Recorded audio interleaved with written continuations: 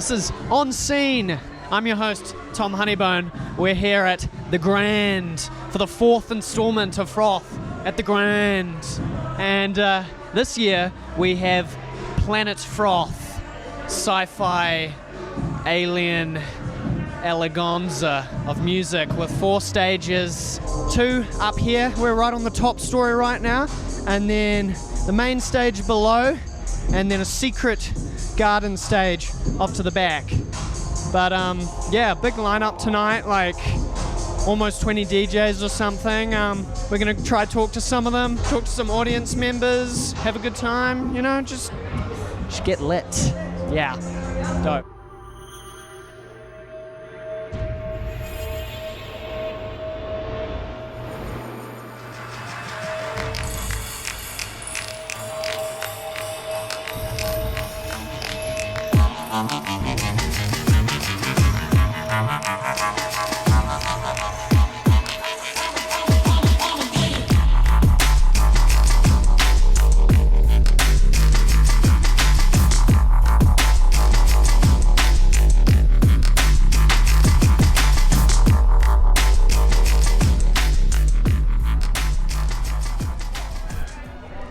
Yo, this is OnSCENE here in the beautiful, beautiful, comfy, grand green room with Cole, one of the founders of Froth, because we're at Planet Froth. Tell me, Cole, a little bit about your backstory with the Froth crew. How did you come to be with them? I started going to their house parties, and then just started doing posters for them, and then quickly got involved. I've been doing posters for them ever since. Yeah. So we're talking a little bit about the logo, your little icon. I used to think it was a pig snout because Pork Crackle was on the lineup a lot, which was a bit silly. But you're telling me it's just a little guy? Yeah, it's just a little dude. It's just a little froth guy. Frother. Yeah, a little frother. Yeah. What was the reason behind Planet Froth being the theme for your 4th The Grand at Froth installment? Well, our first one was Planet Froth. Oh, really? Yeah, so it's kind of like a little throwback to our first one. Nice.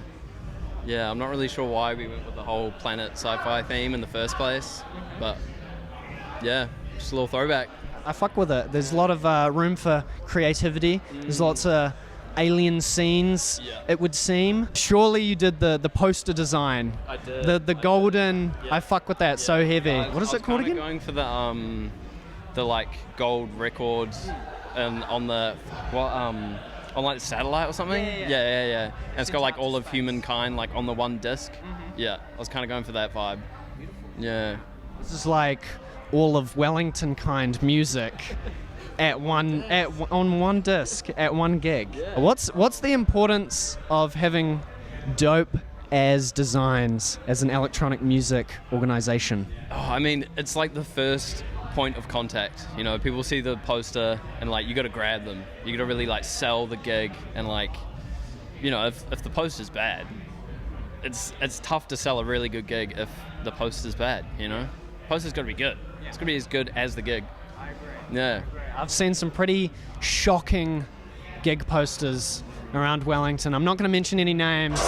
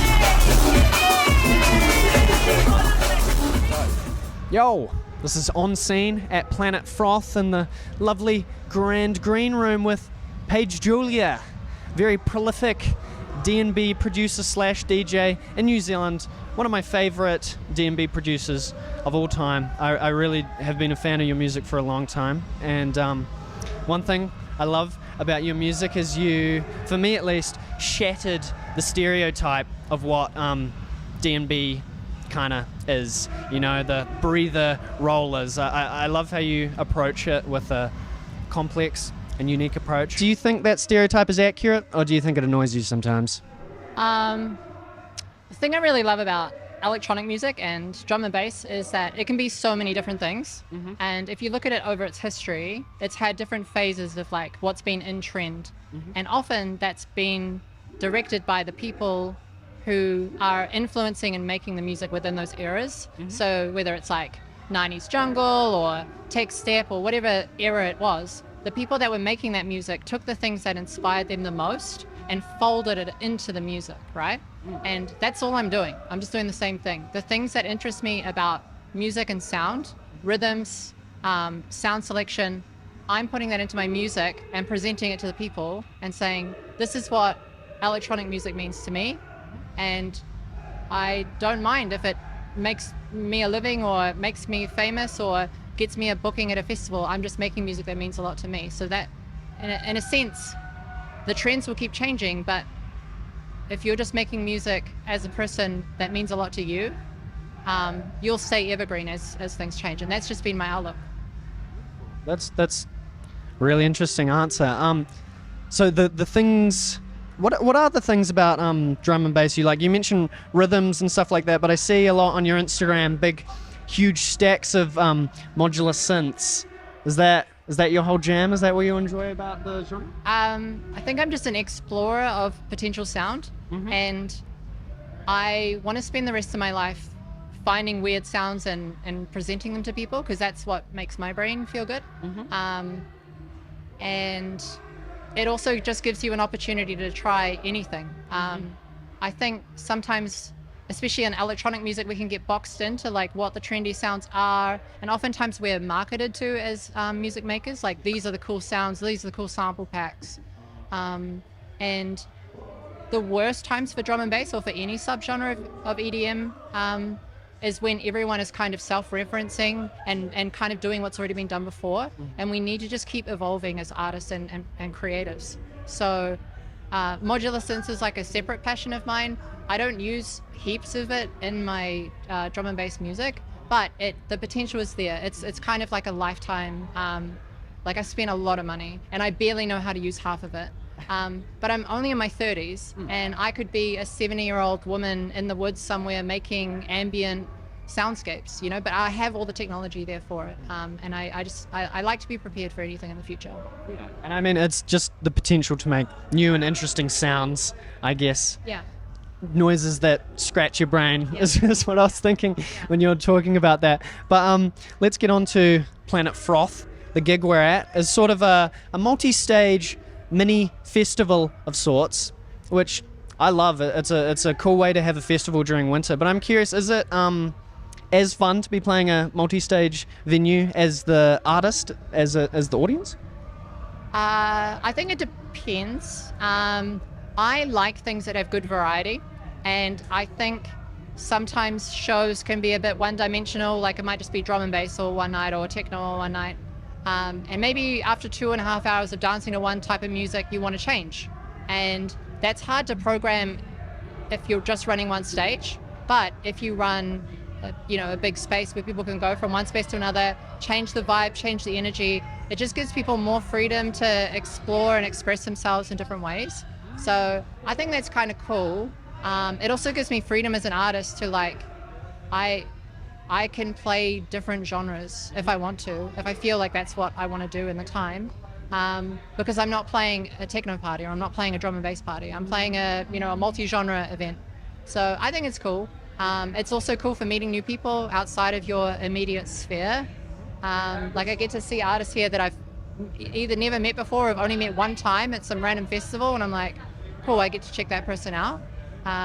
Maybe get inspired from other genres of music too. Well, yeah, no, there's I think there's some SoundCloud rappers out the back in the garden that you can check out, and that might be some new stuff. Yeah. But final question. We always like to hear about what people think about the Wellington scene, and one thing we often hear is we have very diverse taste. People are sort of open for anything. I'm curious if that maybe is difficult for deciding on how you gear a set genre-wise. How do you approach that? Well, I have a secret shortcut in that everyone knows what I sound like. So,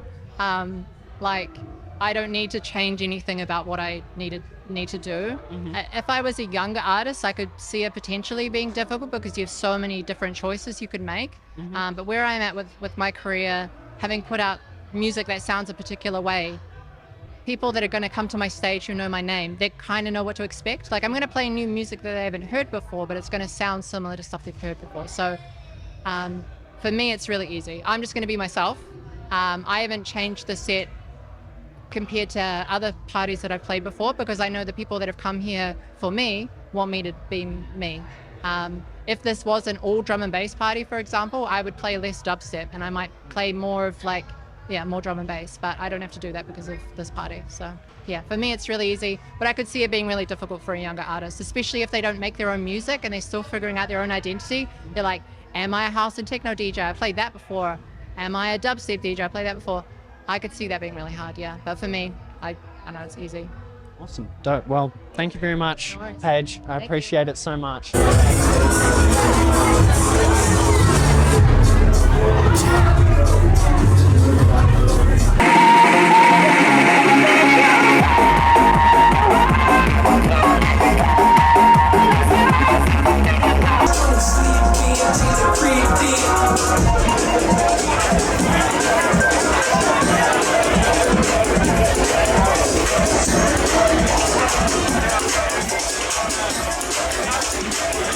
One more question for you.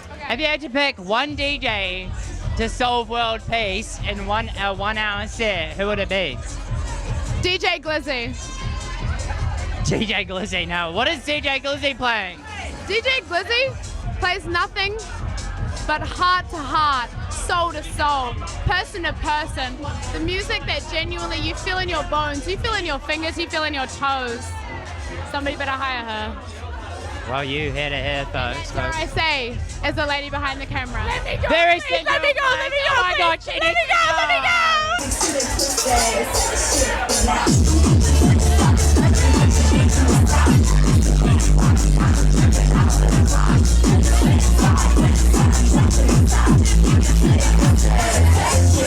go. We're here at Planet Froth asking people silly questions for silly things. Anyway, I'm here with my good friend Enzo here, who is a regular frother. If there was a cartoon character that was a DJ that was playing here tonight, who would you pick? Any cartoon character out of any series, and what would they play? I reckon I would pick Mickey Mouse, and Mickey Mouse and DJ Bax will be going back to back, playing Mickey Mouse Donk. That's respect.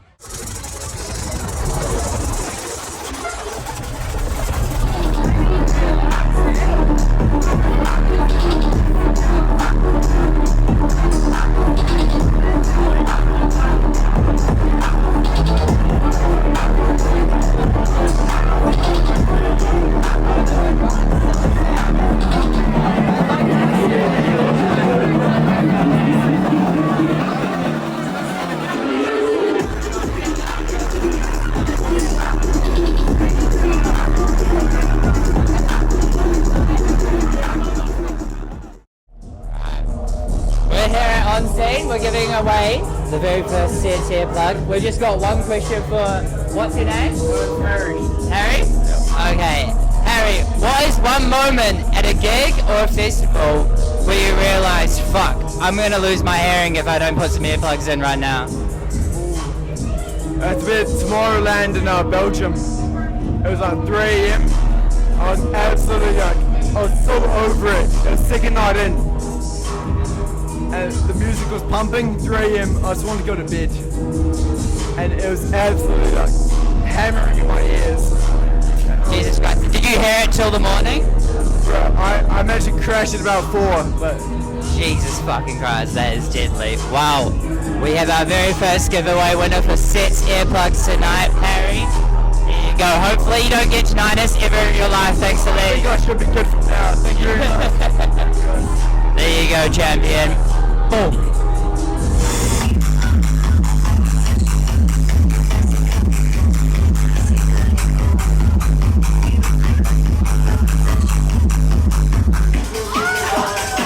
This is our game.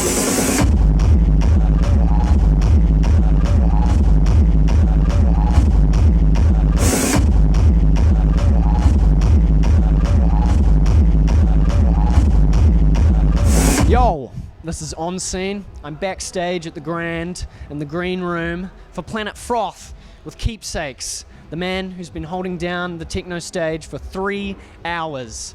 Now we're forcing him to do more work and talk in front of a camera. But anyway, Keepsakes, I've been a fan of you for a very long time, and so I thought I'd start this interview with a special moment in my life. The first time I interacted with techno and interacted with you was wearing this Listen to Keepsakes singlet, a photo taken by Eb, and the singlet was painted by a mutual of ours, Finlay Anderson, as well. He got me into the scene. But yeah, around about that time, I think you were still in Berlin, and then you came back after that, and there was a lot of techno shows in Christchurch, courtesy of you. I'm curious, when you were coming back, was it a plan to like take root in Christchurch and start up a scene there? Yeah, no, it definitely was. I mean, initially coming back, it felt quite intimidating to be coming from the kind of bright lights of Berlin to such a small place like Christchurch. I had no idea what to expect, but what I found was a really supportive and passionate scene that's very supportive across crews and cross genres. It doesn't feel competitive in Christchurch. It feels extremely collaborative. But I guess there wasn't so many techno parties at the time, and we really wanted to get that sound going there a lot more. And it's taken us 4 years of being in Christchurch, but now we're regularly packing out Galaxy Bar, which is also an arcade on Barbados Street. And yeah, it's going really well, and the move has been a really, really good thing. I've really enjoyed living in Christchurch and being part of the scene there. Yeah, it's a really special scene, I think, because of the earthquakes. Everyone in that city wants to see it become more vibrant and see more nightlife and have more options there. And yeah, it's just going really well. The whole scene's popping off right now. All the really cool underground parties, every single one this year, whether we've been running it or other people have been running it, they've just been packed. And yeah, I mean, I don't necessarily hear of that happening in many other places right now. So I think Christchurch is going really strong right now, and it was a super good move in the end. I found a really beautiful community there and have no regrets moving, for sure. Totally, no, because I remember one of the first big shows was Haven at Tie-In House, and that was huge. That was awesome. I'm curious about what the actual backstory with Haven is. Yeah, so Haven started just as a really small party in 2015 that I started with my partner, Marie Celeste, and one of the promoters who went on to do Friendly Potential, Thom McGuinness. We started it as a really small party. We booked the American artist Tarek, house music artist, to play like a tiny 50-person party in 2015, and then started booking a few more internationals, mostly in Whammy Backroom, and the aim was kind of to bring the harder and weirder side of techno to Auckland, which just didn't really exist there at the time. There's a bit more of that now, but it just didn't exist on any level there at the time. So that's kind of the impetus that started it. And the parties were very small. We lost a lot of money. We were bringing over a lot of like really cool internationals like Perk and Ansem and Headless Horseman.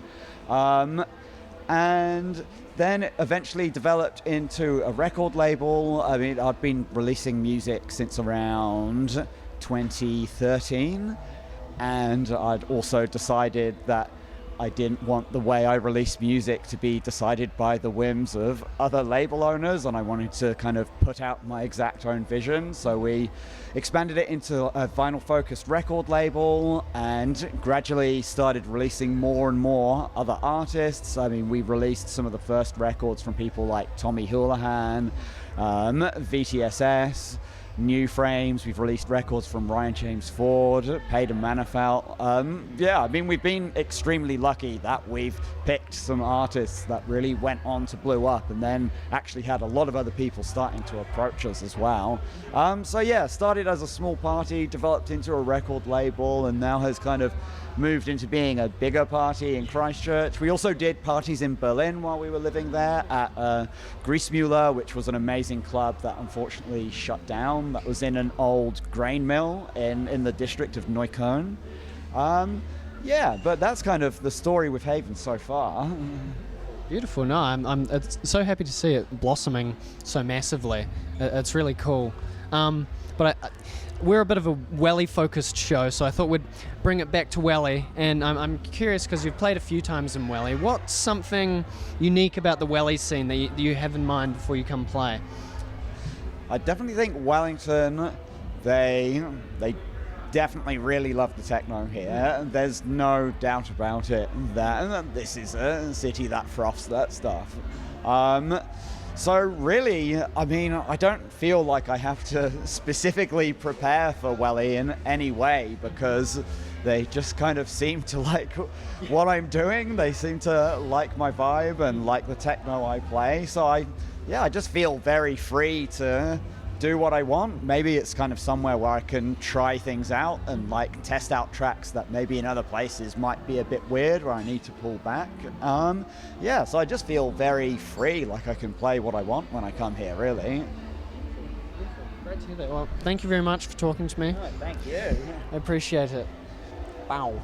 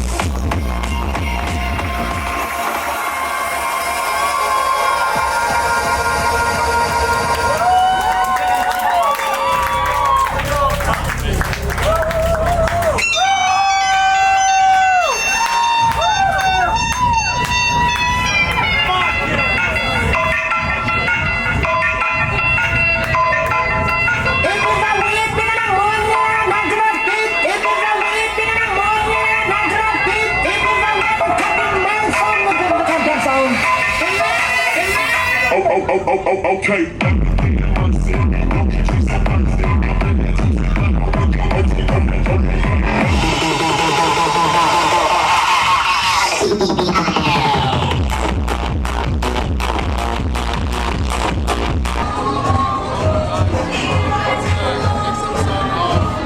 OnSCENE! Yo! This is OnSCENE, and I'm backstage in the luxurious grand green room with the Froth OGs. You recognize this guy, Cole. We've already talked to him, but Theo and Caleb. We call him Cleb. He goes by Cleb. Cleb, an OG. What's your association with Froth? Are you a founder also? I don't know if I'd call myself a so-found founder, but I've been there since day dot. I'd like to think that I have helped these homies collectively grow what is here today. Doing shit around here for a while now, and that's about it. You know? What do you bring to the team, Cleb? Theo's extremely dyslexic, so back in the old days, you know, we trying to book international artists and trying to write emails with this guy is second to none, really. No. I'm like the behind-the-scenes guy. You know, I do a bit of marketing. I do a bit of artist liaison. I help the Froth as a whole, and Get in there. Okay. What are you doing? When I'm on a mic. Beautiful. Theon, what's your story with how you met the bros and got frothy? Yeah, so this has been like a thing within our like crew and our friend group for since like 2017. We started hosting OG house parties. 8 or 9 years now. Yeah, hard. Maybe. So I met these guys like out of high school straight out. We had like a pad in Newtown that we all used to kick it at. Half the pad was like a shop front, an old shop front, and we'd turn that into a mini club and just have heaps of parties. Town wasn't cutting it, so we started doing our own shit. Yeah. And grew from there. Started with the aux G, plug the aux into the phone, play some OG like Trippy Red XX Tentacion shit, bro. Like the full rap days before we had any idea about like what any electronic kind of music vibes were. And then it kind of blossomed from there into what it is now. And it's been a lot of fun. A lot of partying, a lot of fun, a lot of mates. Yeah. Beautiful, beautiful. What was the reason you changed over to electronic music from like the hip hop trap vibe? It was a natural progression, right? Like it was something we all enjoyed, right? Was dance music, and I guess at the time, like 121 was the crew, you know, and like we used to go to 121 gigs all the time and be like, fuck, this is sweet. And we used to run house parties, and then our house parties got fucking huge, and we were like, yo, we like need to find somewhere else to do this because our flat's getting trashed week in, week out. So I think we actually started here. We started at the This Grand. was our first ever This gig. was the first place, you know? Yeah. So we got linked up. So I went to like electronic production and DJ school through Te Auha. Shout out DJ Raw, Alphabet Head, DJ Raw, and DJ Shan. Raw. Yeah, so they were my lecturers back in the day. We got linked up with this venue. They sussed it out. They had someone pull out of a gig, and within a week we rocked up, sold 600 tickets, one stage, fucking heaps of fun. And then they kind of set our expectations quite high. Yeah. Everything was just, and then from there it kind of like, it was just like big first hard out show, and then everything settled a bit because the excitement, it didn't die down, but it was just like, you know, when you do anything for the first time, everyone's there for it, everyone's keen. And then it kind of reset, and we were like started doing Valhalla shows, 200 people, and building up again from there. And then maybe it was like a year and a half until we came back to this venue. It snowballed, right, though? Like yeah, totally. Like we were putting on gigs so frequently. I feel like you know, there was a bunch of crews around at the time, and I feel like maybe potentially a few of them like aren't around anymore. You know, like there aren't as many crews in Wellington doing the collective kind of like gig pushing scene. Back then there was a fuck ton, you know, there was heaps of people doing it, but like, I think we just snowballed, right? Like, we had a big friend group, and our friend group supported us heaps in the start, and we just kept going like gig to gig. How can we make this better? How can we make this cooler? How can we make it bigger? I think a big thing for us in the start was like making different experiences, right? So like, you can go to town, you can do this, you can do that, but like we wanted Froth to be something that was different, and it's, you know, you come to the gig. We're getting like absolutely slaughtered by the guys behind us. I don't know if can we get a quick pan to these idiots? Get a quick pan. Yeah. But like, fuck, we were bored, right? We were bored of going to fucking Corny Place every weekend. We were like, fuck, man, if we can like get 250 people to our flat on the weekend, why can't we like throw something cooler at a gig or like at a space or a real thing, you know?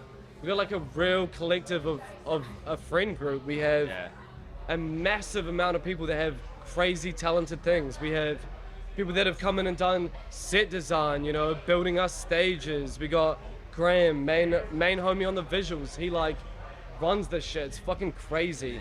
He gets in a massive crew of people and they come in and set up 4 stages at the Grand, and it's insane, you know. Lighting people, we got DJs, we got homies, you know, we got people that are keen to work the door, people that are keen to work the merch store. We got like designers like Cole himself, you know, makes a lot of like the merch for us, you know. We got like Carlos Era, you know, he makes a lot of merch, and it's just like a collective of homies that were keen to do something and made it happen, I guess. Pretty much, eh? Yeah. Well said. Now, you mentioned Club 121, and they kind of had like a similar backstory, you know, starting with parties at their pad and then working their way into the scene. Is the dream to have your own club? Yeah, I mean, like, whatever direction we go is whatever direction we go. I feel like a club would take a lot of effort, a lot of time, and working in the same space could get a bit boring. Like, Shout out Welly Council though, because we've actually genuinely tried to open 3. yeah. We've tried to open 3 clubs and they've all been shut down. Yeah. Before we even got, like... Yeah, before we were at this 900 people at the grand 4 stages, we were already trying to get a club. Yeah. Like, we've been there. Yeah, we've been there. Yeah. And it didn't. And the council were too far spread to put their resources around town for us to have a club. So it's like, it's been a graft. Like, the ideas floated, like, and it's something that could definitely happen in the future. Yeah. It's not a main priority. Like, we want to host a festival. Yeah. Like, that's our goal, is to get a paddock somewhere, get a big system in, get all the bros together, start small, book all our homies, and do something from there. Keep active on the club nights within Melbourne and Wellington, and then if something like that happens, you know, that'd be a lot of fun, and I feel like people would get around that. Yeah, for sure. Grouping up with the homies in the paddock for 3 days is pretty tight. Making your own little village, bro. Yeah. No, I was gonna ask, like, maybe if the club direction isn't the direction, maybe a festival. But I do see you guys expanding a lot overseas. You got a show in Bristol coming up. That's sick. Can you tell me about the booking for that? Yo, so big up Lukey for real. He's an OG Froth Donny. He's been part of the crew for about 5 years. He's been living in Bristol doing his graft as a producer and a DJ for the last 2.5 years. And he's linked us up massively. He's got his network built up. He heard a few of us were coming over for the EU summer vibes, and we were putting a show together for a good 2-3 months, and he found 2 other crews similar to Froth in Bristol that were looking for another crew to get involved on a show. They had the lineup booked. They had Lakota, the like goated venue of Bristol, booked. So, and then they got in comms with us, and they're like, this will be a vibe, getting an international crew on, and if they ever pop over here to NZ or Oz, we can pay them back the favor. So it's pretty cool. Big up Lukey though, Clinks, he's the Don. He's gutted he's not here right now. Like, excited to see him very soon. But yeah, that's all Luke. Yeah. That's sick. No, I love the international connections, international networking. That's sick. Yeah. We got the Froth fam, G. Yeah, straight up, hey.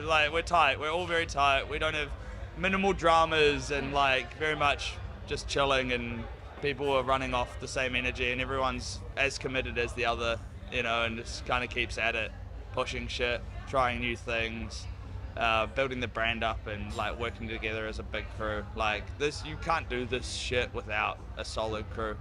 And we're very lucky to be in a position where we've got a lot of people that are like-minded. We're so lucky, yeah. Yeah, So lucky. yeah. It's like, it'd be hard without it, you know. It would be hard. Yeah, like the direction would be going without what we've built in terms of like the family and the backing behind it all. Like, we wouldn't be here right now. We wouldn't be talking to you guys. Well, thank you very much, fellas. Yeah, I appreciate your time. Yeah, you need to get on. I was just thinking about that. But yeah.